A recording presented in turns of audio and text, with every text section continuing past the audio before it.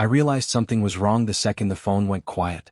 Not because of the silence. Silence had become a regular visitor in our home, but because of the strange, hollow numbness that spread through my chest as I stared at her name.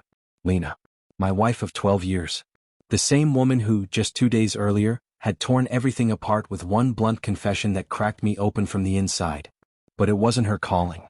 It was the hospital. Mr. Hale, a steady, urgent voice said. Your wife is here. You may want to come in. I didn't ask how bad it was. I didn't ask if she was conscious. I didn't even move. I just said, okay, and hung up. Because 48 hours before, while I was pouring coffee like it was any other morning, she calmly told me she'd slept with someone else. No build-up. No tears. No apology. Just the truth she'd carried like a stone until it finally broke the surface. I remember asking one word, why? And her answers landed like quiet knives. We were drifting. You don't look at me the same. It didn't mean anything. Her excuses sliced deeper than any shout ever could. And when she realized I wasn't yelling, wasn't fighting, wasn't collapsing the way she expected, she fell apart. She clutched at me, begging, crying, apologizing through her panic. I stepped back. I couldn't hold her. Not then. I slept on the couch that night. And the next.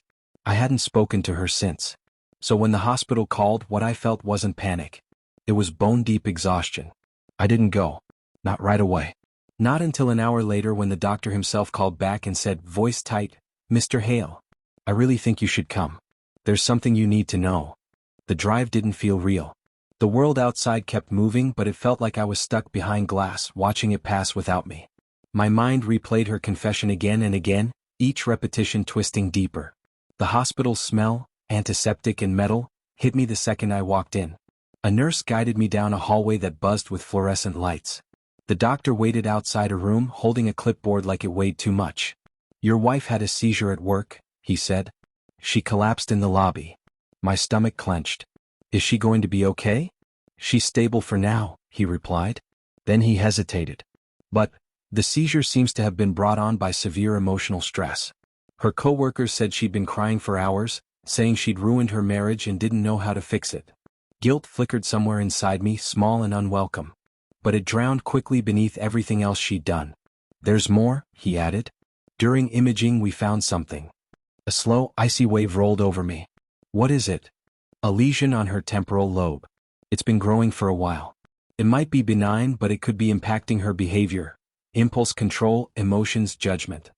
I stared at him, barely breathing.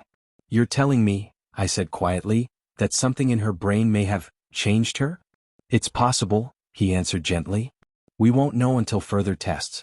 But if she's been acting out of character, this could be a reason. My legs almost gave out. Because she had been different. More irritable. More distant.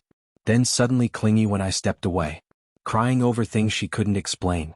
I thought she was overwhelmed. I thought maybe she was falling out of love with me. I never thought something inside her could be misfiring, twisting her world without her knowing. When the doctor finally said, she's awake.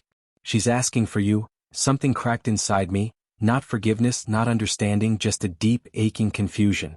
Inside the room she looked so small, so breakable. Her hair messy, eyes swollen, cheeks streaked with dried tears. When she saw me, her whole face trembled. You came, she whispered. And for the first time since the confession, her voice sounded like the woman I married. I didn't speak. I just stood there. She reached out, her hand shaking, but she stopped short, afraid to touch me. I'm sorry, she whispered, tears spilling again. I was lost. Everything felt wrong. I didn't understand why. And I hurt you. I ruined everything. I wanted to tell her I knew about the lesion. I wanted to ask if that thing in her brain made her choose someone else, or if that choice had still been hers. I wanted to yell. I wanted to collapse. But nothing came out. We sat in silence, the air thick and heavy between us. Then she asked, voice broken, do you still love me? That question hit harder than her betrayal. Because the awful truth was, I did. And I didn't know if that was strength or weakness.